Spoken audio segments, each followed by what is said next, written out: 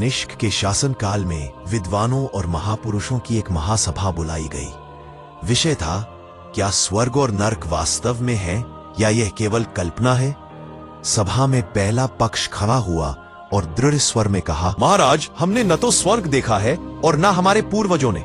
केवल सुनी सुनाई बातों पर आस्था रखकर लोग उसे मानते हैं। जब जीवित व्यक्ति स्वर्ग नहीं जा सकता और मृत व्यक्ति लौटकर बता नहीं सकता, तो स्वर्ग नर्क की कल्पना मिथ्या है। यह विद्वानों द्वारा अज्ञानी जनता को डराकर और भ्रमित कर शोषण करने का एक साधन है। समाज को अंधकार में रखने का यही तरीका है। सभा में कई लोग इस तर्क से प्रभावित हुए। तभी दूसरा पक्ष खड़ा हुआ। महोदय, आपकी बात तर्कपूर्ण है, किंतु अधूरी है। जिस विषय को हम नहीं जानते, उससे यह सिद्ध नहीं होता कि वह अस्तित्व में ही नहीं है। क्या वायु को आपने देखा है? नहीं, परंतु उसका अनुभव हर क्षण करते हैं। क्या आत्मा को आपने आंखों से देखा है? नहीं, परंतु जब शरीर से प्राण निकल जाते हैं तो वह निष्प्राण हो जाता है। यही आत्मा का प्रमाण है। जहां तक स्वर्ग का प्रश्न है, यदि कोई स्वर्ग से लौटकर हमें बताए तो भी क्या सब लोग विश्वास करेंगे? शायद नहीं, क्योंकि विश्वास मनुष्य के भीतर से उत्पन्न होता है, बाहर से थोपे नहीं जा सकता। स्वर्ग उन्हीं के लिए है जो उस पर विश्वास करते हैं।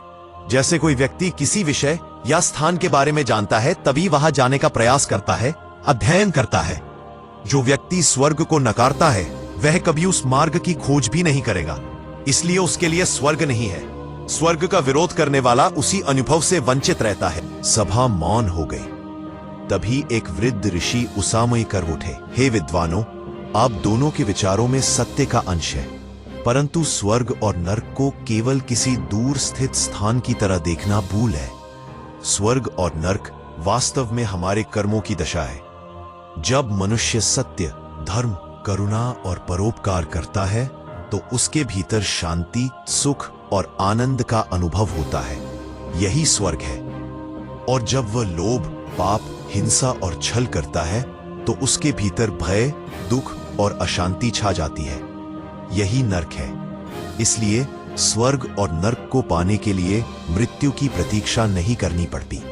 वे इसी जीवन में हमारे कर्मों और विचारों के अनुसार हमारे अनुभव बन जाते हैं।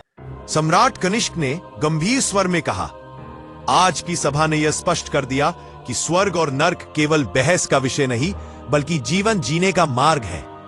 जो धर्म और सत्य का पालन करेगा, वह स्वर्ग का अनुभव करेगा, और जो अधर्म करेगा, वही नर्क भोगेगा। आगे की कहानी सुनने के लिए वीडियो को लाइक तथा हमारे चैनल को सब्सक्राइब करें।